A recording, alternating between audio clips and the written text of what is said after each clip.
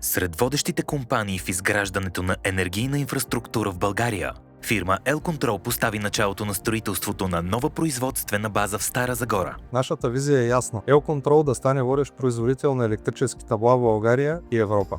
Не само по обем, а по качество, по технологично ниво, по иновации и по доверието, което клиентите влагат в нас. 27 години ни научиха, че успехът не е събитие. Той е процес. Днес даваме началото на следващия процес. С ясна посока, с доказани партньори, с технологии от световно ниво и с екип, който доказа, че невъзможното е само въпрос на време. С реализацията на проекта, дружеството ще увеличи близо 8 пъти капацитета си за производство на електрически табла, достигайки възможност за изработка на до 3000 табла годишно. Това, което вие правите, показва, че в Стара Загора може да се развива сериозен бизнес, който да е на международно ниво. Когато има професионализъм, отдаденост и постоянство в работата. Първа копка всъщност не е само едно символично събитие. С Елконтрол ни свързва едно дългогодишно сътрудничество, основано на взаимно уважение, на експертност и, разбира се, на споделена визия за бъдещето и за развитието на индустрията в България. И това ще се случва в партньорство с нас от Siemens България. Този проект е ясен знак за визия, увереност и стремеж към устойчиво развитие. Ценности, които Schneider Electric споделяме